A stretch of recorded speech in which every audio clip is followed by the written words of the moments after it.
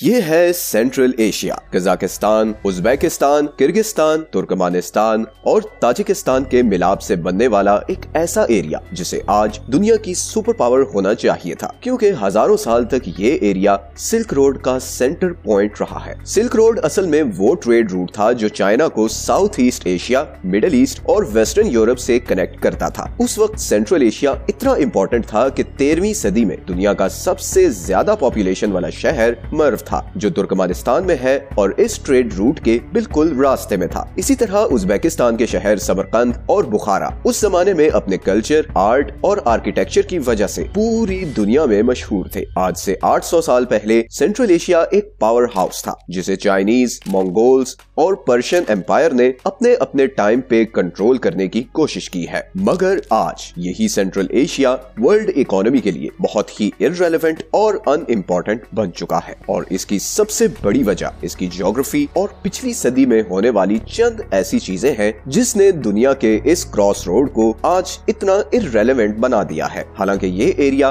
बहुत से natural resources से माला माल है। सेंट्रल एशिया की ज्योग्राफी देखें तो वो बिल्कुल लैंडलॉक्ड है और इन 5 कंट्रीज की किसी बड़े समंदर को एक्सेस नहीं है। और फिर ये area 3 world powers Russia, Iran और चाइना के बीच सैंडविच है, जो अपने अपने फायदे के लिए इसको इन्फ्लुएंस करते रहते हैं। अब ज्योग्राफी का किसी भी कंट्री की इकोनॉमिक सक्सेस में बहुत बड़ा रोल होता है। उस कंट्री का एग्रीकल्चरल पोटेंशियल, उसकी ट्रेड रूट्स को एक्सेस, उसे दुश्मनों से बचाना, ये सब चीजें ज्योग्राफी डिफाइन करती है। अगर हम सेंट्रल एशिया की बात करें तो इसका तकरीबन 60% एरिया डेजर्ट है। तुर्कमानिस्तान के 70% एरिया पर कराकुम डेजर्ट है और उसकी सिर्फ 20% जमीन एग्रीकल्चर के काबिल है। इसी तरह वेस्टर्न उज्बेकिस्तान भी सारा डेजर्ट है और इसीलिए ये दोनों कंट्रीज अपने बाकी पड़ोसियों स्पेशली कजाकिस्तान से कंपैरेटिवली गरीब है, क्योंकि कजाकिस्तान की नॉर्दर्न साइड एग्रीकल्चर के लिए बहुत फर्टाइल है और यहाँ पर वीट उगाई जाती है जो सारे सेंट्रल एशियन कंट्रीज को जाती है। लेकिन कजाकिस्तान की भी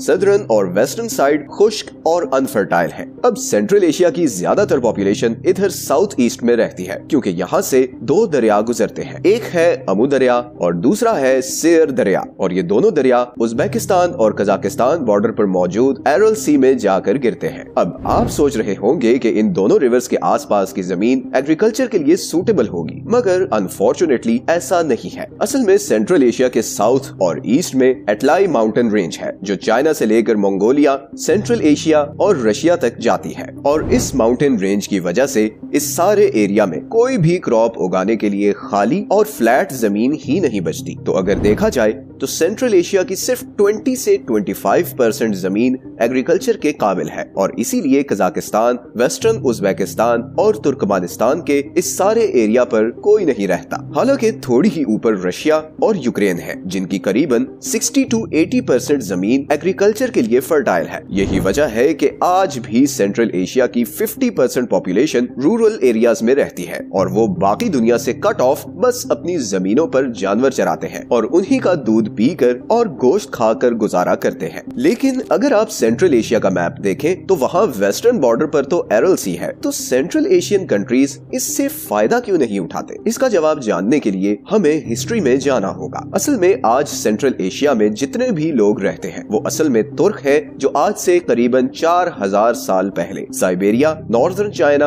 और ईस्ट एशिया से माइग्रेट करके इधर आए। 6th सेंचुरी एडी के अराउंड इन लोगों ने यहाँ पर अपनी एम्पायर कायम की जो ब्लैक सी से लेकर मंगोलिया तक फैली हुई थी। फिर 7th और 8th सेंचुरी में अमू दरिया से लेकर सेर दरिया का ये सारा एरिया मुस्लिम कंट्रोल में चला गया। ये वही एरियाज हैं जिन्हें आज उज्बेकिस्तान, ताजिकिस्तान और कजाकिस्तान कहते हैं। फिर 13th और 14th सेंचुरी में मंगोल्स ने इस सारे एरिया पर कब्जा कर लिया और बहुत सालों तक सेंट्रल एशिया मंगोलों के कंट्रोल में रहा। 16th सेंचुरी में जब मंगोल्स का जोर टूटा तो रशियन और चाइनीज एम्पायर के बीच इस एरिया का कंट्रोल लेने की कोशिश शुरू हो गई और फिर फाइनली 1917 में सोवियत यूनियन ने इस सारे एरिया को अपने कंट्रोल में ले लिया। सोवियत यूनियन ने सबसे पहला काम ये किया कि यहाँ पर रहने वाले 5 बड़े एथनिक ग्रुप्स कजाक, ताजिक, तुर्कमानी, उज्बेक और किर्गिज को कंट्रीज में डिवाइड कर दिया। अब इस चीज से पता चलता है कि सोवियत यूनियन को ग्राउंड रियलिटीज की कितनी अवेयरनेस थी कि उसने हर एरिया में जो भी ग्रुप मेजॉरिटी में था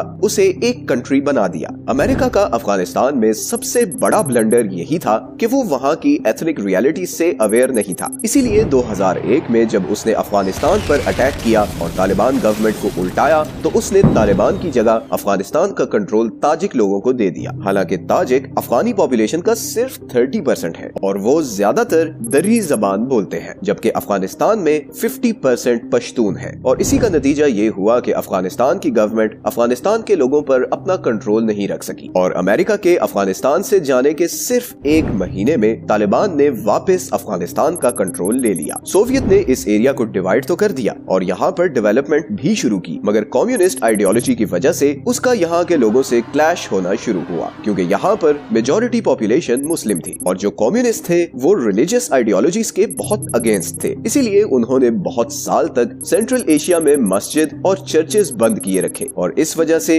उनके लोकल लोगों के साथ बहुत खूनी क्लैशेस भी होते रहे। इसी का नतीजा ये हुआ कि बहुत से central Asians Afghanistan, middle east और सब कॉन्टिनेंट की तरफ माइग्रेट कर गए। यहाँ पर सोवियत यूनियन को एहसास हुआ कि इस तरह सेंट्रल एशिया के लोगों में रिजेंटमेंट बहुत बढ़ जाएगी और उनके लिए यहाँ का कंट्रोल लेना मुश्किल हो जाएगा। तो उन्होंने यहाँ पर डेवलपमेंट शुरू कर दी और आहिस्ता आहिस्ता रिलीजियस रिलैक्सेशन भी देना शुरू कर दी। अब यहाँ पर एक बहुत बड़ा इंटरेस्टिंग फैक्ट ये भी है कि आज सेंट्रल एशिया दुनिया का सबसे बड़ा कॉटन प्रोड्यूसर है और इसका क्रेडिट सोवियत यूनियन को जाता है। लेकिन इस कॉटन इरिगेशन का सेंट्रल एशिया को बहुत नुकसान भी हुआ है। असल में कॉटन की इरिगेशन के लिए सोवियत यूनियन ने एरल सी से उज्बेकिस्तान, तुर्कमानिस्तान और ताजिकिस्तान तक कैनाल्स बनाए ताकि कॉटन के खेतों तक पानी पहुंचाया जा सके। ये सारी कॉटन यहाँ से रेल नेटवर्क्स के जरिए रशिया जाती थी और वहाँ से बाकी दुनिया को एक्सपोर्ट होती थी। लेकिन इसका सबसे बड़ा नुकसान ये हुआ कि इतनी ज्यादा कैनाल्स बनाने की वजह से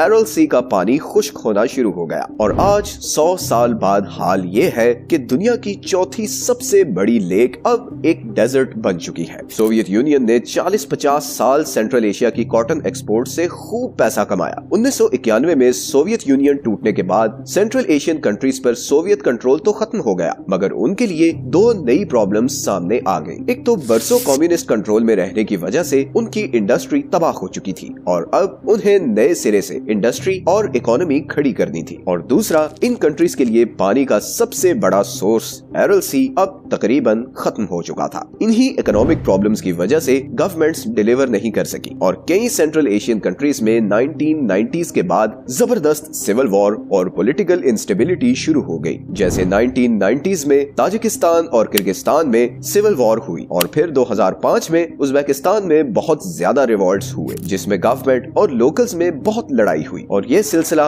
अब तक चल रहा है। और फिर ऊपर से वर्ल्ड पावर्स के बीच होने की वजह से सेंट्रल एशिया एक पावर पॉलिटिक्स का शिकार भी रहता है। जैसे आज सेंट्रल एशिया की 80% नेचुरल गैस चाइना और रशिया को जाती है, जिन्होंने ये गैस पाइपलाइंस खुद डेवलप की हैं और इसीलिए वो इन कंट्रीज से बहुत कम कीमत पर ये गैस खरीदते हैं। और फिर अब रशिया यूक्रेन वॉर के बाद चाइना और इंडिया अब मेनली रशिया से गैस इंपोर्ट कर रहे हैं, जिसकी वजह से सेंट्रल एशिया की नेचुरल गैस की डिमांड मजीद गिर गई है। तो all in all central Asia अपनी ज्योग्राफी, हिस्ट्री और करंट जियोपॉलिटिकल डायनामिक्स की वजह से सिर्फ एक पपेट बन चुका है जिसे वर्ल्ड पावर्स अपने फायदे के लिए यूज करती हैं और फिर अपना मतलब पूरा होने पर फेंक देती हैं। हो सकता है कि आने वाले टाइम में अगर रशिया और चाइना वर्ल्ड पावर्स के तौर पर उभरते हैं तो शायद ये सिल्क रोड फिर से इम्पोर्टेंट हो जाए और एक बार फिर सेंट्रल एशिया ट्रेड और कल्चर का हब बन जाए। मगर फिलहाल अगले एटलीस्ट 10 साल से पहले ऐसा होता नजर नहीं आ रहा। किसी भी कंट्री की ज्योग्राफी